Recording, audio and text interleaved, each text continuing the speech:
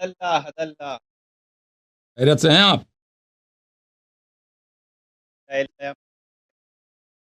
حکم کریں بھائی.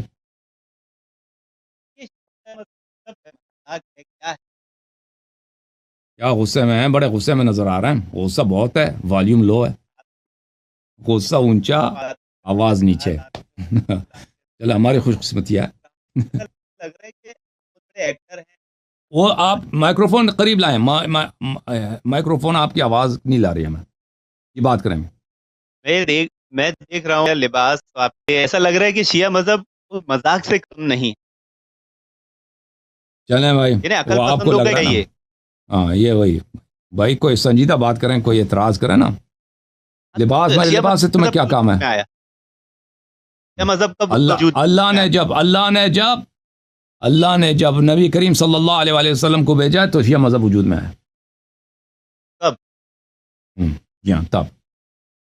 تب جب اللہ نے پیغمبر صلی اللہ علیہ وسلم کو وحی بھیجا ہے، اقرأ بسم ربک الذی خلق، خلق الانسان من علق. ابھی تو آپ کہہ رہے تھے اسکالر کے ساتھ کہ پہلے شیعہ قلیل تعداد میں تھے، اور پھر بولے اللہ کے نبی زمانے میں کیا بدل رہا ہے سوشل میڈیا پر. ہاں شیعہ قلیل تعداد میں تھے، لیکن آپ کہہ رہے ہیں کہ ابتدا کب سے ہوئی ہے نا. ابتدا آپ نے یہ تو نہیں پوچھا. اگر قلیل تعداد میں تھا، ہاں تو شیعہ مذہب کی ابتدا کب ہوئی؟ ہاں ابھی میں آپ کو دکھاتا ہوں شیعہ مذہب کی ابتدا کب سے ہوئی ہے. صوفی صاحب جو ہے نا، صوفی صاحب ہمارے بھائی ہیں، وہ کہتے ہیں صوفی تو شیعہ ہوتے ہیں.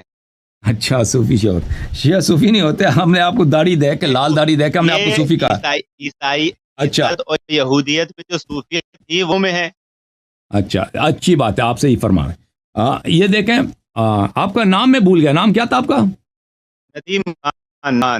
ندیم صاحب. ندیم صاحب آپ اہل حدیث ہیں. میں آپ کو حدیث دکھا دیتا ہوں، ٹھیک ہے نا، تاکہ آپ خوش ہو جائیں. محترم ناظرین، یہ کتاب ہے الدر المنثور فی التفسیر مأثور. تالیف کس کیا؟ عبد الرحمن السیوطی کیا. جزء نمبر 8، کتاب چھپی ہے 2009 دارالفکر بیروت میں. یہ اس کتاب میں، یہ شیعوں کی کتاب نہیں ہے، آپ کو پتہ ہونا چاہیے. یہ تفسیر کی کتاب ہے، اور تفسیر بھی کون سی؟ تفسیر بالحدیث، یعنی قرآن اور سنت کو انہوں نے جمع کیا.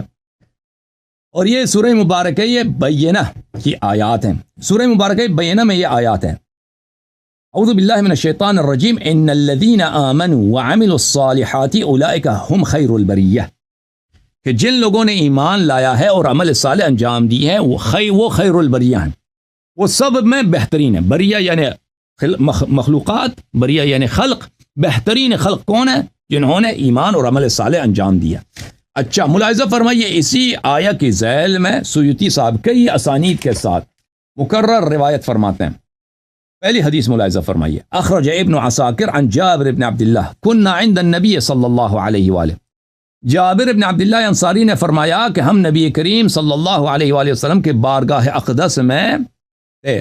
فاقبل علی علیہ السلام، کہ علی علیہ السلام تشریف لائے. فقال النبی، تو نبی صلی اللہ علیہ وآلہ وسلم نے کہا: والذی نفسی بیدہ ان ھذا وشیعتہ لهم الفائزون یوم القیامہ. کہ رسول پاک صلی اللہ علیہ وآلہ وسلم نے فرمایا کہ اس اللہ کی قسم جس کے ہاتھ میں میری جان ہے، یہی اور اس کے شیعہ یہی ہیں جو کامیاب ہیں قیامت کے دن. یہ کہنا تھا پیغمبر کا کہ یہ آیہ نازل ہوئی. ونزلت، یہ آیہ نازل ان الذین آمنوا وعملوا الصالحات اولئک هم خیر البریہ. کہ جو لوگوں نے ایمان لایا اور عمل صالح انجام دیا ہے وہ خیر البریہ. اگلا حدیث: فكان اصحاب النبی صلی اللہ علیہ وآلہ اذا اقبل علی علیہ السلام قالوا جاء خیر البریہ. تو یہ پھر رسم بن گیا صحابہ میں، جب بھی علی علیہ الصلوۃ والسلام تشریف لاتے تھے تو صحابہ عرض کرتے تھے کہ خیر البریہ، بہترین خلقت، بہترین عالمین تشریف لائیں. اچھا اگلا حدیث: واخرج ابن عدی وابن عساکر عن ابی سعید مرفوعا. سند کے ساتھ ابن عدی اور ابن عساکر نے ابو سعید خدری رضی اللہ عنہ سے روایت کی ہے علی علیہ السلام خیر البریہ. واخرج ابن عدی عن ابن عباس سے روایت کی ہے لما نزلت، جب یہ آیہ نازل ہوئی ہے خیر البریہ والی آیت. قال رسول اللہ صلی اللہ علیہ وآلہ لعلی، رسول پاک صلی اللہ علیہ وآلہ وسلم نے اپنے بھائی علی علیہ السلام سے خطاب کیا ہے: هو انت وشیعتک یوم القیامت راضین مردین. یہ بہترین خلائق جو الذین آمنوا وعملوا الصالحات ہیں، وہ آپ اور آپ کے شیعہ ہیں روز قیامت. آپ اللہ سے راضی، اللہ آپ سے راضی. اچھا، وأخرج ابن مردوی عن علی علیہ السلام، ابن مردوی نے روایت کی علی علیہ السلام سے، قال لی رسول اللہ صلی اللہ علیہ وآلہ، رسول پاک صلی اللہ علیہ وآلہ وسلم نے فرمایا، الم تسمع قول اللہ، کیا تو نے اللہ کی آیت نہیں سنی ہے، ان الذین آمنوا وعملوا الصالحات اولئک هم خیر البریہ انت وشیعتک، یہ آپ اور آپ کے شیعہ ہیں. وموعدی وموعدکم الحوض، میرا اور آپ کے شیعوں کا وعدہ حوض کوثر ہے. اذ جئت الامم للحساب تدعون غرا محجلین، جب سب خلائق ادھر حساب کتاب کے لیے آئیں گے تو سب غر محجلین آپ ہوں گے. غر محجل کس کو کہتے ہیں؟ وہ گھوڑا جس کے ماتھے پہ اتنا درہم جتنا ایک سفید نشان ہوتا ہے، وہ بڑا خوبصورت ہوتا ہے، اور اس کے جو پیر ہوتے ہیں، پیر اس کے گھٹنے تک سفیدی کے نشان ہوتے ہیں. یہ گھوڑوں میں خوبصورتی کا نشان ہوتا ہے. یہ کس کے لیے ہوتا ہے کہ یعنی نہایت ہی خوبصورت، شاندار، اعلیٰ. یہ کیا ہے؟ مجاز کے طور پر، استعارے کے طور پہ استعمال کیا گیا ہے اس حدیث شریف میں کہ روز قیامت شان آپ کے اور آپ کے شیعوں کی ہوگی. اب سوال بھائی صاحب کا یہ تھا، ندیم بھائی کا، کہ شیعہ مذہب کی ابتدا کب سے ہوئی ہے؟ میں نے شیعہ کتاب نہیں دکھایا، میں نے جماعت عمریہ کی تفسیر کی کتاب دکھائی ہے. قرآن کے آیات اور رسول پاک صلی اللہ علیہ وآلہ وسلم کی ایک حدیث نہیں، دو حدیث نہیں، تین حدیث نہیں، 4 حدیث مختلف اسانید کے ساتھ، ابو جابر بن عبداللہ انصاری، ابو سعید خدری، ابن عباس، علی علیہ السلام اور دوسرے صحابہ سے کہ یہ حدیث دکھائی دی آپ کو کہ اللہ تعالیٰ نے رسول پاک صلی اللہ علیہ وآلہ وسلم کو یہ فرمایا کہ روز قیامت اہل نجات جن کو شفاعت رسول صلی اللہ علیہ وسلم حوض کوثر پہ ملے گی، کون ہے؟ وہی ہیں جو خیر البریہ ہیں، الذین آمنوا وعملوا الصالحات ہیں، اور وہ علی علیہ السلام اور علی علیہ السلام کے شیعہ ہیں. یہ اگر کوئی شیعہ کتاب تھی تو بھائی آپ کی کوئی بات بنتی کہ ہمیں قبول نہیں کرتے. آپ اہل حدیث ہیں، آپ اپنے کتب سے متواتر سند کے ساتھ ثابت کیا. الحمدللہ سوشل میڈیا پر بیٹھ کر آپ ایسی بات پیش کر رہے ہیں جس میں اپنی عقل گھسا رہے ہیں. یہ ندیم بھائی کو یہ قرآن کی آیت اور روایت اس کو مذاق نظر آ رہا ہے. بھائی صحابہ تو وہ سب سے پہلے شیعہ بنتے نا، صحابہ نے بن گئے تھے نا، تو بن گئے تھے. ابن عباس، جابر ابن عبداللہ انصاری، ابو سعید خدری، یہ سب شیعہ تھے. یہ شیعہ تھے نا، یہ سب شیعہ. ارے وہ تو اہل سنت نا، وہ آپ کا ادعا. آپ نے پوچھا مجھ سے کہ شیعہ مذہب کا ابتدا کب سے ہوا ہے؟ بھائی صاحب میں نے آپ کے اپنے کتاب میں نے کیا کہا؟ میں نے کہا جس دن اللہ نے نبی کو بھیجا ہے، جس دن اللہ کو نبی صلی اللہ علیہ وسلم کو بھیجا ہے، اور میں نے اس بات کو آپ کی بات سنیں شیعہ مذہب پوچھا، گروہ نہیں پوچھا. تو میں نے آپ کی خدمت پوچھا ہوں، شیعہ گروہ نہیں پوچھا. میں نے شیعہ مذہب کو بتایا. اب ایک منٹ میں مجھے بات کرنے دیں. شیعہ بات کرنے دیں. جو بولے گروہ بول رہے ہیں بھائی، اجازت دیں، قاتل جو اجازت دیں مجھے، اجازت دیں مجھے بات کرنے کی. آپ نے جو سوال کیا ہے کہ شیعہ مذہب کا ابتدا کہاں سے ہوا، میں نے قرآن سے، سنت سے، آپ کی کتب سے ثابت کر دیا. الحمدللہ. ان کا جواب کیا تھا؟ ان کا جواب کیا تھا؟ کہتے ہیں آپ مذاق کر رہے ہیں. مذہب ان کا یہی جواب تھا. مذہب سمجھتے ہیں آپ کو؟ مذہب سمجھتے ہیں؟ مذہب وہی ہے نا، مذہب وہی ہے جو اللہ رسول صلی اللہ علیہ وسلم کہتے ہیں نا. مذہب اور کس چیز کا نام ہے؟ شیعہ مذہب. اللہ اور رسول جو کہتے ہیں وہی دین ہے، وہی مذہب ہے، وہی عقیدہ ہے، وہی شریعت ہے. شیعہ مذہب اور کچھ بھی نہیں ہے. جو اللہ اور رسول نے فرمایا وہی ہے صلی اللہ علیہ وسلم. اگر وہی مذہب ہوتا تو حضرت علی بھی آپ کی طرح شیعہ بولتے، حضرت حسن حسین بھی اپنے آپ کو شیعہ بولتے. اب آپ کیا ہے؟ اب آپ کیا کہتے ہو؟ یہ قرآن کی آیت ہے، یہ حدیث ہے. میں یہی کہوں گا کہ آپ سوشل میڈیا پر بیٹھ کے ایکٹنگ کرتے ہیں. اب ابو بکر کی خلافت ثابت کر لو، میں مان جاؤں. حدیث نمبر 5666 اٹھاؤ، پڑھ کے بتاؤ عوام کو. نہیں تم پڑھو نا، تم نے تیاری کی ہے، تم حدیث سناؤ، میں کیا پڑھوں؟ اس کا استدلال کرنا آپ کا کام ہے بھائی. یہ استدلال نہیں ہے کہ حدیث نمبر 5000 میں یہ لکھا ہے. دیکھو بھائی، اگر استدلال کرتے ہو نا، جیسے میں نے آیا پڑھی ہے، حدیث پڑھی ہے، آپ بھی پڑھو. حدیث پڑھو، عربی پہلے پڑھو، ترجمہ کرو. دیکھو بھائی، دیکھو، میں ایک منٹ، حدیث پڑھنے سے پہلے کوئی بھی تم نے استدلال کرنی ہو نا، مجھ سے نہ مانگو کہ تم استدلال کرو ہمارے لیے. میں عمری نہیں ہوں کہ میں آپ کے لیے استدلال کروں. وہ استدلال کرنا آپ کا کام ہے، حدیث کوٹ کرنا ابو بکر کے حق میں آپ کا کام ہے. تم وہ حدیث نکالو، سن لو. پہلے عربی اس کا پڑھو، پھر ترجمہ کرو، پھر ترجمہ کرو، پھر ہمیں سمجھاؤ کہ اس کا ابو بکر کی خلافت سے تعلق کیسے بنتا ہے. جی بسم اللہ. صحیح بخاری. اوکے صحیح بخاری نمبر 5000. اچھا 5666. اوکے. حدیث میں آگے جہاں سے مین مقارہ حاصل ہوتا ہے وہ پڑھ. اللہ کے نبی صلی اللہ علیہ وسلم نے فرمایا بلکہ میں خود اس سر میں مبتلا ہوں.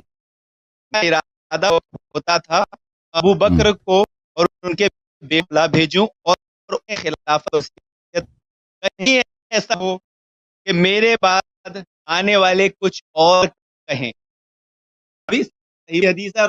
تو آپ کی آواز کٹ رہی ہے. میں چاہ رہا ہوں کہ کاش آپ کی جو ہے نا کنیکشن اچھی ہوتی تاکہ لوگوں کو سمجھ آتا کہ آپ کیا کہہ رہے ہیں. اخبرنا ابن بلال ان یحییٰ بن سعید سمعت قاسم بن محمد. حضرت رضی اللہ عنہ سے روایت ہے. بخاری میں کیا ہمیں نہیں سمجھ آ رہی آپ کی گفتگو نا. آپ سوشل میڈیا میں آپ کی آواز کٹ رہی ہے نا بھائی صاحب. آپ خوش ہو رہے ہیں کہ آپ کی دلیل قوی ہے لیکن مجھے اس بات پہ افسوس. اوکے آپ کی طبیعت بھی خراب کی, ابھی کوما میں بھی جاؤ گے. ابھی اپنے بھائی صاحب جو ہوتے ہیں نا پہلے بات کر رہے تھے, تو میں آپ کے وہ حدیث جو آپ نے جس کی طرف اشارہ کیا میں اس کو پڑھوں گا آپ کے لیے, وہ دکھاؤں گا, لیکن آپ نے اس کا نمبر بھی غلط بتایا, 5666 ہے, اور آپ نے وہ جو پڑھا ہے حدیث وہ اکثر لوگوں کو میں سمجھتا ہوں 80-90% لوگوں کو نہیں سمجھ آیا کیونکہ آپ کے کنیکشن صحیح نہیں تھی. حسن بھائی میرے آپ سے کچھ سوالات ہیں, اہل سنت سے میرا تعلق ہے. جی جی ہاں. میں کافی عرصے سے آپ کو سن رہا ہوں, تو یہ آپ جو مطلب کہ ابو بکر اور عمر اور ان کے بارے میں جو مطلب بتاتے ہیں صحیح بخاری اور ان حدیث سے کی کتب سے, تو اس میں جو انہی کتاب میں جو باقی ان کے بارے میں حدیث ہیں مطلب ان کی کچھ ان کی شان میں ہے یا اس طرح, اس کے بارے میں آپ کی کیا رائے ہے؟ تو دیکھو میرے بھائی, میرے محترم عزیز, اگر ان کو حکومت ملی ہے نا, تو ہر حکومت کے لیے پروپیگنڈا سب سے اہم چیز ہوتی ہے. ابھی جو ہے آپ تاریخ میں جتنے حکومتیں گزری ہیں, اس طرح نہیں ہے کہ پروپیگنڈا صرف ہمارے اثر میں ہے. یہ پبلک اوپینین کو کنٹرول کرنا اور پروپیگنڈا کرنا اور انفارمیشن فلو کو کنٹرول کرنا, یہ آج کے زمانے میں بھی ہر حکومت کا ایک بنیادی ضرورت ہے. پرانے زمانوں میں بھی یہی تھا.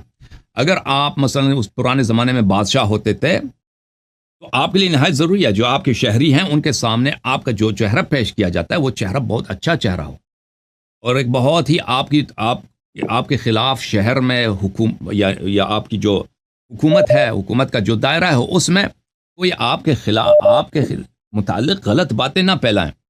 تو اس لیے پرانے زمانوں میں شعراء ہوتے تھے, ہر دربار میں بادشاہ سلامت رکھتے تھے ادھر 100-200 شاعر کو. ان کا کام یہی تھا کہ صبح سے شام تک وہ شعر لکھتے تھے بادشاہ کی مدح میں, بادشاہ ہمارا اتنا بہادر ہے, بادشاہ ہمارا اتنا خوبصورت ہے, بادشاہ ہمارا اتنا اس کے فتوحات زیادہ ہیں, بادشاہ سلامت اتنے فقیروں سے, غریبوں سے, بیواؤں سے اتنے محبت کرتے ہیں. حالانکہ وہ بادشاہ جو ہے وہ سارا دن وہ اپنے عیاشی میں بھی لگا ہوتا تھا نا, تو اس کو, لیکن یہ ان لوگوں کا کام یہی تھا. یا شہر کے جو ملک کے جو علماء ہوتے تھے, مثلا اگر آپ مغل امپائر میں چلے جائیں, اس زمانے میں مختلف شہروں میں امام جماعت ہوتے تھے, خطبے دیتے تھے, نماز جمعہ وغیرہ, یا مثلا ہندو پنڈت ہوتے, تو ان کے ذریعے بادشاہ کے لیے لوگوں کے ذہن کو نرم کرنا اور ان میں حمایت پیدا کرنا, ان کے ذہن میں بادشاہ کے لیے محبوبیت اور پاپولیرٹی پیدا کرنا, ان کا کام یہی تھا. تو ابو بکر عمر کو اس بات کا بخوبی پتہ تھا. دیکھیں آپ لوگوں کے ہاں ابو بکر عمر کی جو حکومت بنی ہے, اس کے بعد جو جتنے حکومتیں آئی ہیں ان سب کا, جتنے حکومتیں آئی ان سب کا پالیسی یہ رہا ہے کہ ابو بکر کی اور عمر کی خلافت کی تقویت کیا جائے, تائید کیا جائے, تصحیح کیا جائے. خلافت بنی امیہ بھی یہی تھا, خلافت بنی عباس بھی یہی تھا. کیونکہ ان کو بخوبی پتہ تھا, ابو بکر عمر کو بھی پتہ تھا, عثمان کو بھی پتہ تھا, بنی امیہ کو بھی پتہ تھا, اور اسی طرح بنی عباس کو بھی پتہ تھا کہ یہاں پہ مسلم کمیونٹی میں جو شیعہ ہیں یہ لوگ اپنے ائمہ کو امامت و خلافت کے حقدار سمجھتے ہیں, اور ابو بکر اور عمر اور ہماری حکومت کو یہ باطل سمجھتے ہیں. تو ان کے لیے نہایت ہی ضروری تھا کہ امیر المؤمنین علیہ الصلاۃ والسلام کو منصوص بالخلافہ نہ کہا جائے، کیونکہ اگر امیر المؤمنین علیہ السلام وہ منصوص بالخلافہ ہیں اور ان کے بعد ثابت ہو جائے گا پھر امام حسن امام حسین علیہ السلام، پھر اسی طرح ائمہ علیہ السلام، یعنی منصور دوانقی کے زمانے میں امام جعفر صادق علیہ السلام، ہارون کے زمانے میں امام کاظم علیہ السلام، مأمون کے زمانے میں امام رضا علیہ السلام، یہ لوگ خلافت ان کا حق بنتا ہے، تاکہ لوگوں کو یہ پتہ نہ ہو۔ تو اس انفارمیشن کو کنٹرول کرنا نہایت اہم تھا، اور اس میں سے سب سے اہم جو تھا طریقہ کاری تھا کہ ابو بکر اور عمر کی خلافت کو ہمیشہ شرعی طریقے سے پیش کیا جائے، ان کی خلافت صحیح ہے۔ یہ ان حکومتوں کے لیے، جیسے ابھی فرض کریں حکومت رشیا کی جو حکومت ہے، اپنی ہر حکومت کی ایک لیجیٹمیسی ہوتی ہے، ایک ایسے چیزیں ہیں جو جن کی وجہ سے وہ حکومت لیجیٹمیٹ ہے، یا حکومت پاکستان ہے لیجیٹمیٹ ہے، تو وہ اور اس لیجیٹمیسی انفارمیشن کی بنیاد پہ ہوتی ہے، معلومات کی بنیاد پہ ہوتی ہے۔ اگر لوگوں کو اتنے شک ہو جائیں، لوگوں کو ایسے معلومات میں نے کہ ہماری حکومت ہی یہ غلط حکومت ہے، تو پھر وہ اپنی حکومت کو نہیں مانیں گے، حکومت کمزور ہو جائے گا بلکہ گر جائے گا۔ تو اسی لیے تاریخ کے طول میں ابو بکر اور عمر کی خلافت کے اس بات کے لیے وہاں پہ حدیث بنانا کون سا مشکل کام ہے، حدیث بنانا کون سا مشکل کام ہے۔ ہاں، تو اور یہ سب احادیث جتنے بھی روایات ہیں ابو بکر عمر کی مدح میں، یہ سب قرآن کے مخالف ہیں، کیونکہ جب قرآن نے واضح الفاظ میں ابو بکر عمر عائشہ ان تینوں کو بار بار قرآن مجید نے ان کی، میں آپ کو بہت ہی تواضع کے ساتھ آپ کی خدمت میں عرض کر رہا ہوں، اور بہت ہی خود انکساری کے ساتھ آپ برا نہ مانیں، قرآن مجید نے بار بار ان کی تکفیر کی ہے۔ میں نے ابھی آپ کا میرے مناظرات دیکھ لیجئے کہ سورہ تحریم میں عائشہ کے متعلق، سورہ حجرات میں، سورہ آل عمران میں، اور سورہ توبہ میں ان لوگوں کا ایمان بار بار اللہ تعالیٰ نے نفی کیا، اور ان آیات میں کوئی وہ بھی نہیں ہے، اختلاف بھی نہیں ہے کہ یہ آیات کا شان نزول ابو بکر عمر اور عائشہ کے لیے ہے، کوئی اختلاف بھی نہیں ہے۔ تو اگر ان لوگوں کی وقت یہ تھی کہ رسول پاک صلی اللہ علیہ وسلم کے زمانے میں ان کو کبھی رسول پاک صلی اللہ علیہ وسلم نے کوئی اہم ڈیوٹی نہیں دیا، کبھی نہیں دیا ہے ابو بکر عمر کو، ان کی کبھی کوئی پوزیشن تھا ہی نہیں ہے، ہاں، ان کو فوج کا کمانڈر بنایا ہو، ان کو کچھ بھی دیا ہو، یا ان لوگوں نے کچھ کارنامے کیے ہوں، کسی کفار کے سامنے انہوں نے جنگ کیا ہو، کچھ بھی نہیں ہے، بلکہ اس کے برعکس رسول پاک صلی اللہ علیہ وسلم کے سب سے بڑا اعجاز کیا ہے، قرآن مجید۔ رسول پاک صلی اللہ علیہ وسلم جب قرآن مجید تلاوت فرماتے تھے تو مسلمان کافر حق بک رہ جاتے تھے، قرآن کی عظمت کی وجہ سے، قرآن مجید کی فصاحت و بلاغت سے، اور اس میں جو حکمت ہے وہ اسی لیے کفار کہتے تھے کہ یہ جادوگر ہیں، یہ ہمیں جادو کرتے ہیں، کیونکہ ان کے کلام میں ایک ایسی بات ہے کہ اگر ہم سن لیں تو ایک دفعہ ان کے گرویدہ ہو جاتے ہیں، پھر ہم جو ہے کان نہیں ہٹا سکتے۔ تو یہی رسول صلی اللہ علیہ وسلم قرآن کی آیات انہوں نے تلاوت فرمائی ہے، ہم نے نمازوں میں پڑھی ہے، لوگوں کو سکھایا، اور سب مسلمان جانتے ہیں کہ یہ آیات ابو بکر عمر اور عائشہ کے مذمت میں، اور مذمت کیسی مذمت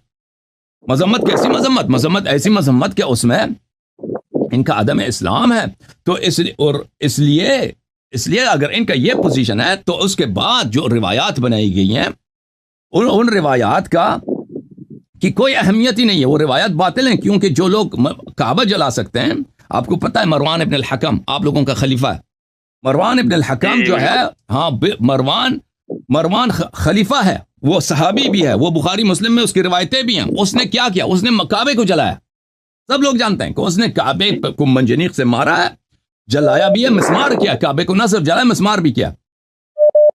تو یہ اگر ایک صحابی اپنی حکومت کے خاطر اور دنیا کی خاطر، اور کس کو وہاں پہ وہ شیعہ بھی نہیں تھا، وہاں پہ کون تھا؟ وہاں پہ عبداللہ ابن زبیر ہے، عبداللہ ابن زبیر کو اس نے قتل کیا، عبداللہ ابن زبیر کو اس نے سولی پہ چڑھایا، عبداللہ ابن زبیر کی ماں جو ہے وہ بھی صحابیہ ہے، عبداللہ ابن زبیر خود بھی صحابی ہے، اس کی عمر 100 برس تھی، وہ اس کے بیٹے کو ان لوگوں نے کعبے کے سامنے سولی پہ چڑھایا، اور یہ 100 سال اس کی عمر تھی، یہ آ کے اپنے بیٹے کی سولی کے سامنے جس کمبے پہ اس کو چڑھایا تھا ان لوگوں نے، اس کا لاشا رکھا تھا، وہ آ کے وہاں پہ روتی تھی۔ جو لوگ یہ لوگ کر سکتے ہیں، کعبہ شریف کو مسمار کر سکتے ہیں اپنی حکومت کے لیے، تو ان کے لیے کون سا مشکل کام ہے کہ وہ کیا کریں؟ وہ کچھ احادیث بنا لیں، اللہ آپ کا بلا کرے، تاکہ ان میں سے ابو بکر عمر کی خلافت صحیح ثابت ہو جائے، اور وہ سیاسی ایک ضرورت تھی اس زمانے میں، اور وہ آج بھی ایک سیاسی ضرورت ہے, آج بھی ایک سیاسی ضرورت ہے کہ جماعت عمریہ ابو بکر کے اور عمر کے فضائل کے شیعوں کا مقابلہ کرنے کے لیے محتاج ہیں. ابو بکر اتنے اچھے تھے, عمر اتنے اچھے تھے, کس لیے؟ تاکہ مقابلہ کیا جائے اہل بیت علیہ السلام کے لیے کہ ان سے بہتر تھے, یہ خلافت کے حقدار ہیں. تو یہ ضرورت آج سے نہیں بنی, یہ ضرورت ابو بکر عمر کے اپنے خلافت میں حد اعلیٰ پہ تھی, کیونکہ وہ جب علی علیہ السلام موجود ہیں تو یہ کیوں خلیفہ بنے.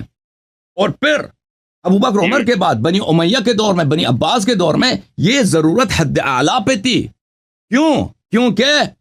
کیونکہ اہل بیت علیہ السلام خلافت, سب جانتے ہیں خلافت کے یہ مدعی تھے, یہ کہتے تھے خلافت ہمارا حق ہے, امامت ہمارا حق ہے, اور شیعوں کا شروع سے عقیدہ یہی تھا. تو اور یہ ان کا اہل بیت علیہ السلام کا کردار ایسا تھا کہ کوئی ان پہ انگلی نہیں اٹھا سکتا تھا کہ کوئی کہہ دے امام جعفر صادق علیہ السلام دنیا دار آدمی ہے, لالچی آدمی ہے, یا گناہ کار آدمی ہے, یا علم نہیں ہے ان کے پاس, یا کسی بھی اچھے صفت میں وہ کسی سے کم ہے, یا امام کاظم علیہ السلام, یا امام محمد باقر علیہ السلام. تو جب اتنے شاندار اور اتنے سب کمالات اور سب خوبیوں کے حامل یہاں پہ ایک اپوزیشن ہے, گرچہ وہ جنگ نہیں لڑ رہے, لیکن وہ ان کے شیعہ اور بہت سارے مسلمان جانتے ہیں کہ یہی حکومت کے حقدار ہے.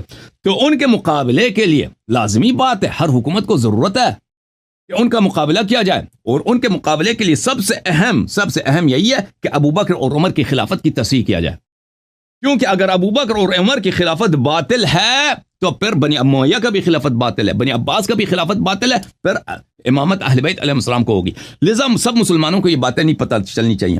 لذا وہاں اس زمانے میں, ابھی ہمارے زمانے میں انفارمیشن جو ہے پروپیگنڈا کس کے ذریعے کیا جاتا ہے؟ ٹی وی کے ذریعے کیا جاتا ہے, اخبارات کے ذریعے کیا جاتا ہے, اور ویب سائٹس کے ذریعے, چینلز کے ذریعے کیا جاتا ہے, ٹھیک ہے نا. ابھی آپ اگر مثلا حکومت پاکستان ہے, اس کی مخالفت عمران خان سے ہو رہی ہے. پہلے جب عمران خان کے ساتھ یہ حکومت پاکستان ان کے تعلقات اچھے تھے تو عمران خان ایک ہیرو تھا. آج سے 5 سال پہلے جب اس کو ووٹ دلانے کی ضرورت تھی تو عمران خان ایک ہیرو تھا, عمران خان ایک سیویئر تھا پاکستان کو, یہ پاکستان کو نجات دینے والا ایک فرشتہ تھا. لیکن یہی اب ٹی وی ہیں, ان پہ میں نے سنا ہے کہ اب پاکستان عمران خان کا نام لینے پہ بھی پابندی لگی ہے کہ آپ ان ٹی ویز پہ ان کا نام نہیں لے سکتے. ہاں, اور کتنے چینلز, یوٹیوب چینلز ہیں جو ان کا کام ہی یہی ہے کہ وہ عمران خان کے خلاف, پی ٹی آئی کے خلاف بات کریں, اور اخبارات وغیرہ وغیرہ میں. تو یہ کوئی حادثاتی بات نہیں ہے, یہ لوگ سب ایک دفعہ جو ہے وہ عمران خان کے مقابلے میں آ گئے. کیونکہ ہم جانتے ہیں کہ حکومت پاکستان کے لیے, سب حکومتوں کے لیے انفارمیشن کا کنٹرول کرنا اور پبلک اوپینین کو کنٹرول کرنا یہ ان کے لیے نہایت اہم ہے. اگر پاکستان کے لوگ اپنی فوج سے متنفر ہو جائیں تو پاکستان کی فوج پاکستان پہ 1 مہینے بھی حکومت نہیں کر سکتی, وہ ختم ہو جائے گا. تو اس لیے ان کو اپنی طرف رکھنا, چاہے جھوٹ کے ذریعے چاہے سچ کے ذریعے, اور جو بھی فوج کی مخالفت کرے اس کو آپ جو ہے نا اس کو ایک بوت بنا کے ایک برا کردار کشی کر کے اس کو پیش کرنا. تو یہ آج کے زمانے سے نہیں ہے. ہمارے زمانے میں انفارمیشن فلو چینلز کے ذریعے ہوتا ہے, سوشل میڈیا کے ذریعے ہوتا ہے, ٹی وی پروگرامز کے ذریعے ہوتا ہے, اور اخبارات جرائد کے ذریعے. پرانے زمانے میں کس کے ذریعے ہوتا تھا؟ پرانے زمانے میں اس طرح نہیں تھا. پرانے زمانے میں مساجد کے ذریعے ہوتا تھا, خطبات کے ذریعے ہوتا تھا, اور نقل احادیث کے ذریعے ہوتا تھا. پرانے یہی چیزیں جو آج کل آپ کے یوٹیوب چینلز کر رہے ہیں نا, بنی امیہ کے دور میں, بنی عباس کے دور میں, اس زمانے میں لوگوں کو اگر کسی چیز کی ترغیب دینا ہو نا تو احادیث اس پہ نقل کرا دو. اس زمانے میں یہی کام جو آج یوٹیوب چینلز کر رہے ہیں اور صحافی کر رہے ہیں, اس زمانے میں مسجد کے خطبہ انجام دیتے تھے. مسجد میں جو لوگ خطبے دیتے ہیں, احادیث سناتے ہیں, اور پھر ان کے احادیث کے حلقے ہوتے تھے کہ ان کے پاس لوگوں کو احادیث سناؤ. تو وہ احادیث سناؤ جس سے حکومت کی مصلحت ہے. اگر وہ حاکم وقت, بادشاہ وقت, وہ بیوقوف نہیں ہے. بیوقوف آدمی کبھی حکومت نہیں کر سکتا. اگر آدمی بیوقوف ہے, اسٹوپڈ ہے, اس کی حکومت 2 دن نہیں چل سکتا. تو یہ لوگ حکومت کرتے تھے, وہ اچھی طرح سے کھڑی نظر رکھتے تھے کہ کون ہمارے حق میں لوگوں کو باتیں سنا رہا ہے, کون ہماری ضد میں باتیں سنا رہا ہے. جو ان کے حق میں باتیں سناتا ہے اس کے اعزاز کرو, پیسے دے دو, ان کو مقام دے دو. اور جو ان کے ضد میں کوئی ایسی حدیث نقل کرے جو ان کی حکومت کے مخالف ہے تو ان کی تفسیق کرا دو, بلکہ ان کو قتل کرا دو, ان کی زبان کاٹ دو.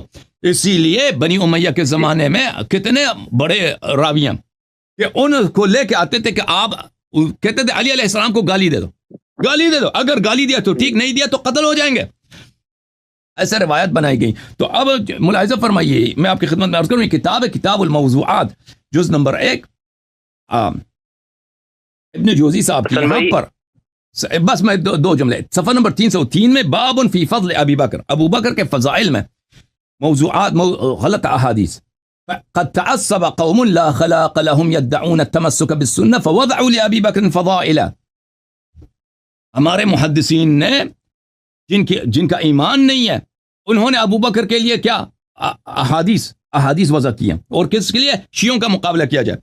یہ جو انہوں نے کہا نا کہ اس لیے انہوں نے کیا ہے کہ شیعوں کا مقابلہ کیا جائے، تو آپ کی خدمت میں عرض یہ ہے کہ یہ صرف شیعوں کے مقابلے کے لیے محدثین نے نہیں کیا ہے، بلکہ حکومت وقت کی حکومتوں نے اپنی سیاسی مفادات کے لیے انہوں نے ابو بکر عمر کی فضائل بڑھانے چڑھانے میں انہوں نے بہت بڑا کردار ادا کیا، اور یہ احادیث سب باطل ہیں کیونکہ قرآن کے مخالف